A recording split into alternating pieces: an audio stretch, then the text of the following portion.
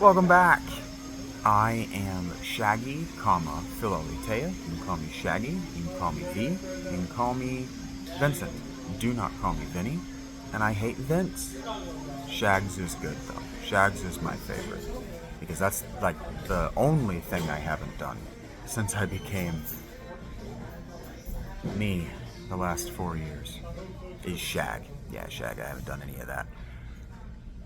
So we're going to continue. We're still in John chapter 1. We're going to continue with verse 4.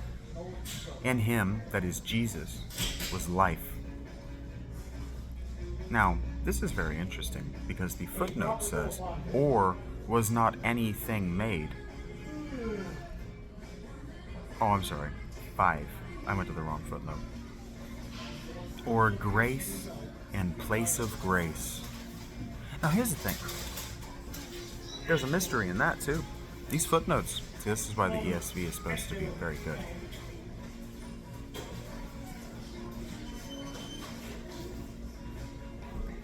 Oh, I made a mistake in last video. I love making mistakes because they allow me to demonstrate learning and my love of being corrected. I actually think there's going to be a quote later in here that I need to memorize to explain. It's not that I love being wrong. It's that I love being corrected. So, in the last video, I read the verse notation as a footnote. So, and between verse 3, the author writes, all things were made through him, that is Jesus, or the Word, and without the Word was not anything made that was made. I read verse 4 as footnote 4, like a dumbass. That's not right. Footnote 4 is much later on this page. In him was life, is the first line of verse 4. Verse 4 continues, and the life was the light of men. None of those words is a proper noun. The footnote 1 is after the line, in him was life. I make mistakes because, as I told you, I'm not a theologian. I've only read this. I've never read John all the way through. I've read the Gnostic version of John that comes with the Gnostic Bible out of the Dead Sea Scrolls, I think. But I was too young to know what I was reading. I just read it because I wanted to have read it. That's how you read everything. And I'm going to tell you right now, you didn't learn anything. I didn't learn anything.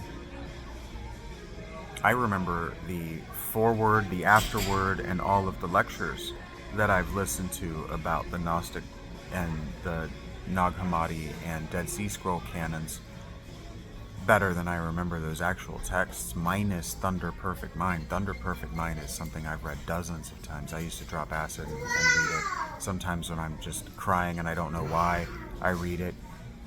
I've read it for you before. I think it's actually on my Patreon, my old Patreon.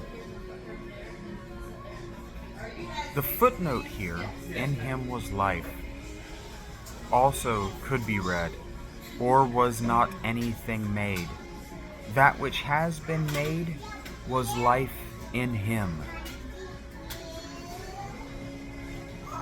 That's a very different sentence. So we could read, all things were made through him, and without him was not anything made that was made. That which has been made was life in him. That's much more specifically saying that when Jesus entered the world, everything that God, the demiurge, made before Jesus' entry was remade anew in order to justify his entry. That's not just dismissing the old canon. That's not just dismissing the Ionians, and that's not just telling you that everything you think you know about being Jewish was turned on its head.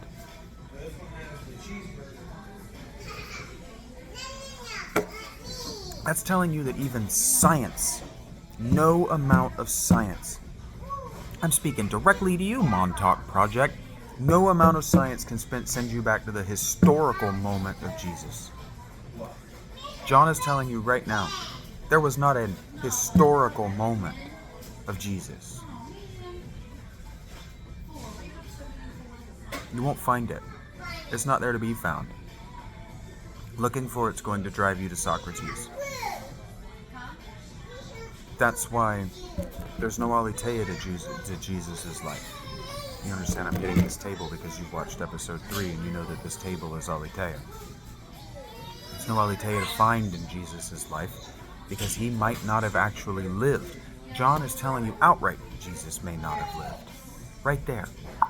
But if he did, his entrance as a divinity, the first-born divinity, not half, not 2/3, not 1/3, born divinity, changed everything about the special relativity of time. Everything. And what I was telling you last episode, and I never got to, is that special relativity, if you actually look at the equation for how time works, forward and back, you'll hear people like Neil deGrasse Tyson say things like, well, travel forward in time is actually really easy. All you have to do is get away from a powerful source of gravity and go at or near the speed of light. And then when you return to the place that you went from, so like, let's say that you were able to get on the outer rim of our galaxy. You were able to go in the orbit of the outer rim of not our galaxy, our solar system. And you were able to use the very, very finite amount of gravity that the sun had at that outer rim. You were able to stay in its gravity well and then go at or near the speed of light in a lap around the sun. When you return to Earth, you would be some number of years in the future, but you would be unchanged and unaffected by time. Because, for whatever reason, as we approach the speed of light, we leave time behind. Not just from the experience of people watching you, but actually the lived experience of time no longer affects you. I don't understand why, but what that means is to your cells, as you're traveling that fast, the wear and tear of time, the passage of time, even on your cells, doesn't happen. So it's not that you live forever, it's that your passage of time is normal. So as you're moving the speed of light, your body is decaying and needs to eat and needs all of this stuff at the same normal rate. It's just that time outside the little bubble that you've created by whatever, effectively your Merkaba body flying at speed of light, passes way faster than you. And so future time travel is very easy. Reverse time travel might be easy too. The problem is that reading the equation backward puts you, rather than your bubble state, it puts the you inside your body in a superposition of alive and dead. So what that means is that you have to die, and then somehow your mind goes backward in time. Your experiential reality, your soul, goes backward in time. And then if it re-enters the time stream in such a way that it affects anything, what happens is that time will rewrite itself forward and backward to justify your being there. But what can happen is that you can create pocket realities that may be only a second long. And so your experience might just be infinitely a second long because you can't get out now. So like if you were to create a paradox where the grandfather paradox, where you create this time machine that allows you to enter the reality where you made the time machine, the moment before you turn the time machine off, where you were able to enter with a gun the moment before you turn the machine on for the first time and shoot yourself in the head. Who shot you in the head? Well, you did. But how? You shot yourself in the head before you went in the time machine, before the time machine was even open. So how are you there? Well, you're not. You're in a superposition of existing and not existing, which means that you're Schrodinger's cat. Forever. That's now your experience. And so when we talk about ghosts and we talk about supernatural entities and we talk about recurring supernatural events, which is what John Keel is talking about, you need to metatext, motherfuckers. When he's talking about the ultra-normal, especially when he's talking about routine or cyclical ultra-normal events, this is what he's talking about. He's talking about time travel events that went horribly wrong. Maybe that was what they wanted to do with them. What John is telling you is that Jesus is a time-traveling God of time. And regardless of whether he was initially born into this reality as a God or not, meaning John is already addressing right here. Where are we? We're not even out of the first paragraph. Right here. In 4. Chapter 1, verse 4. John is telling you that all of the... Was he a man of flesh? Was he half divine? Was he a spirit body? All of the argumentation around Jesus. John is telling you explicitly, he died a man. And he may have been not born of a virgin initially. He may have just been a guy. He may not even have said any of the things we believe that he said. He may not even have had students. He may not even have had, historically, he might have just been a dude who said some really dumb stuff to a Pharisee and got himself killed. But whatever he did that night of the Last Supper and in that Garden of Gethsemane, right here, this book is written for people who know the story. All of these books, all 4 of these Gospels, are not written for initiates to tell the story for the first time. You tell the story for the first time exactly like Christians proselytize today. Hey, can I talk to you about Jesus? Do you know Jesus? Did you hear that Jesus? He's a rumor that circulates like wildfire. The books are about incorporating mysteries and then putting narrative to the quotations and the parables so you have a way to tell the parables without going, hey, did you hear that about that parable? You want to hear a parable that Jesus told? No. It's exactly what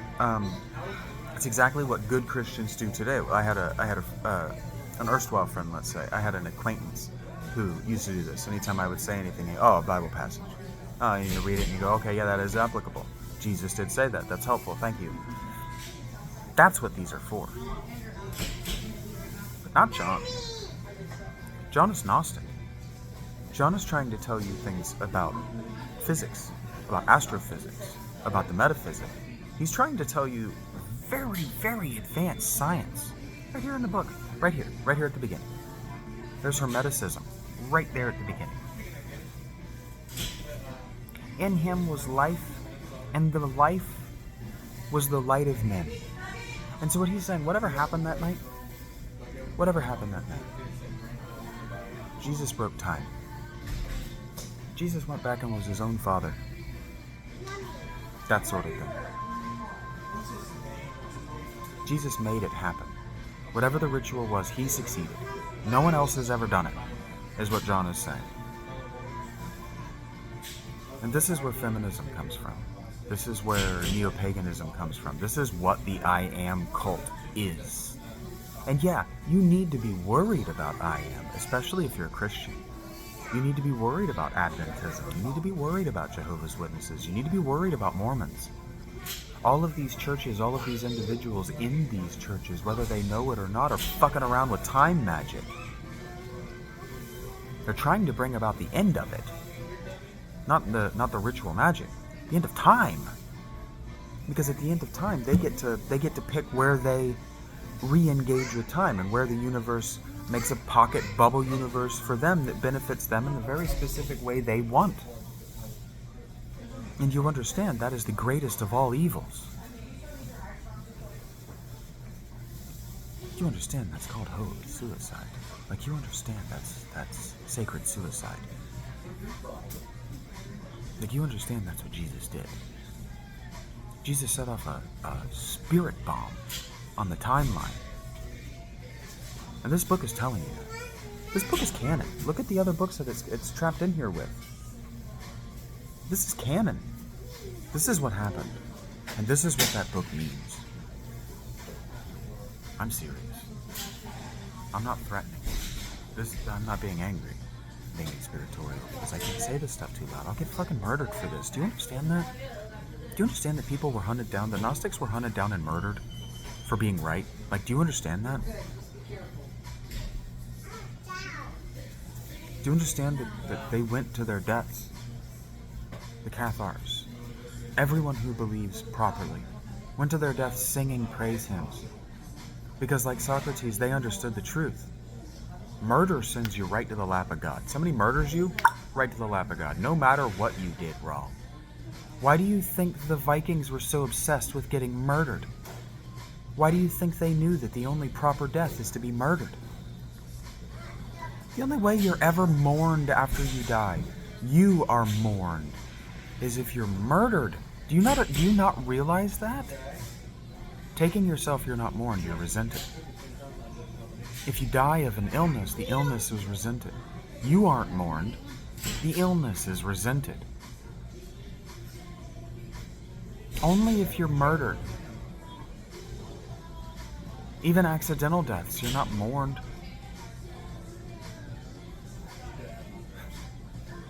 An accidental death, for the most part, you're reviled because you're a teaching moment.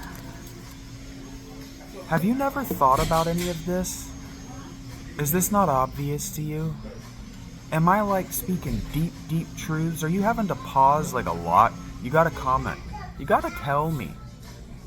Because these can be whole hour, 2 hour, we could talk this out. Because I know what happened to that last group.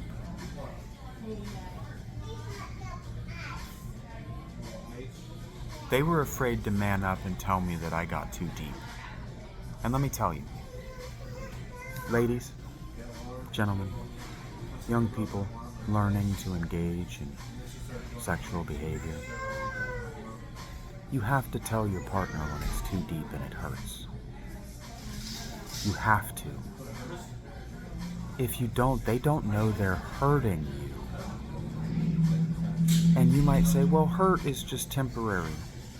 And I'm here to tell you right now that hurt is telling you that something lasting and damaging is happening. Hurt is a sign to stop immediately. Don't be like me. Be more like me, but don't be like me. I learned at a young age that I can endure any amount of hurt if I choose to. So I have. And I'm here to tell you that it's lasting. It lingers. Sometimes it's permanent.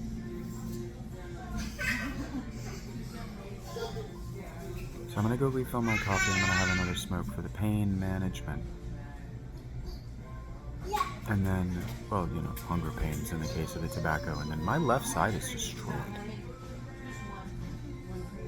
My right hip is so tight. All this walking and I just don't have enough protein and carbs. So my right buttock is just tight, stiff. This McDonald's is really nice. The longer I spend in here, the more I see that they are dying for management help. I have 10 years of front of house management. I just don't want to.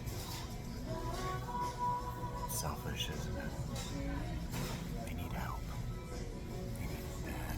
Oh, Macy. Just got slammed. Like six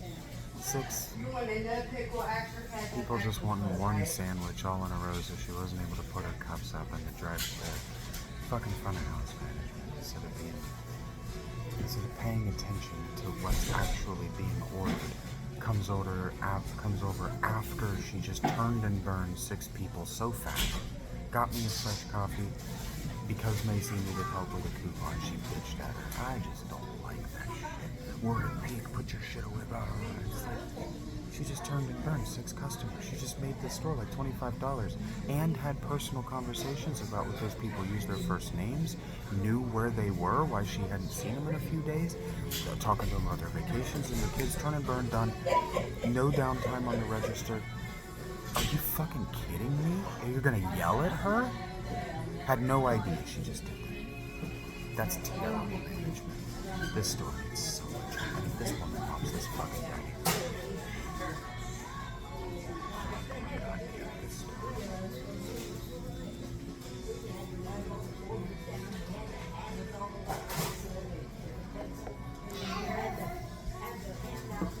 Forgot my sandwich.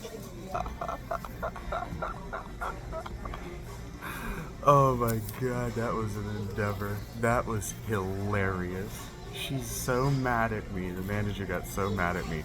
That's so funny. I tried to order that at 11. I made that order at 11:10. I got up at 11:10. It took me 15 minutes to get her double. You know the best part of it? That bitch knows it was a "you messed up my order" coupon. Messed up my order. And didn't bother to apologize or make eye contact. She just slung my burger in here in a barely open bag and threw it on the counter. What a bitch. I am definitely going to make a complaint about this time I've spent here. Oh, she has been so rude to her coworkers. So rude and abusive to everybody there. She has glued herself to Expo, kicking the girl who, this store is overstaffed, kicking the girl who was assigned to Expo off Expo. I was trained, I was about to be bumped up to management, almost this. I was about to be bumped up to management when her exact job that she's doing now, the floor manager, when I worked at McDonald's. That would have been 2009.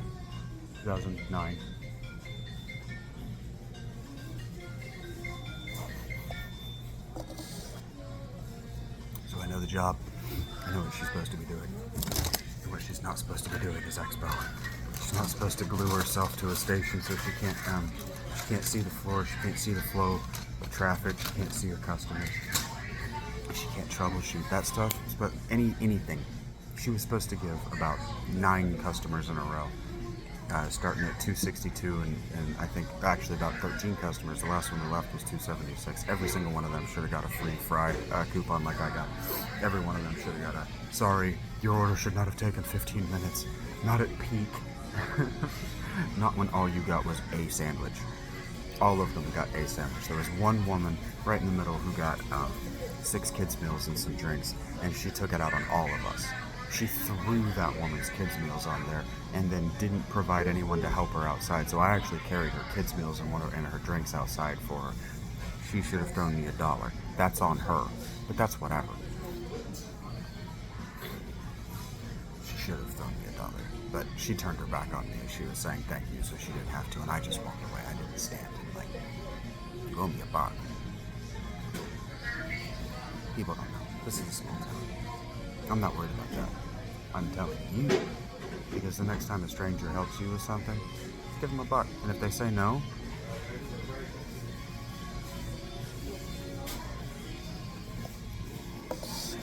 make it a 20. I'm not joking. If they take it, they only did it for that $1. But if they say no, insist on the 20 because they did it out of the goodness of their heart. And they deserve something from you, from the goodness of yours. Is there goodness in your heart? I wonder sometimes. What were we talking about? Who remembers? Oh, time travel.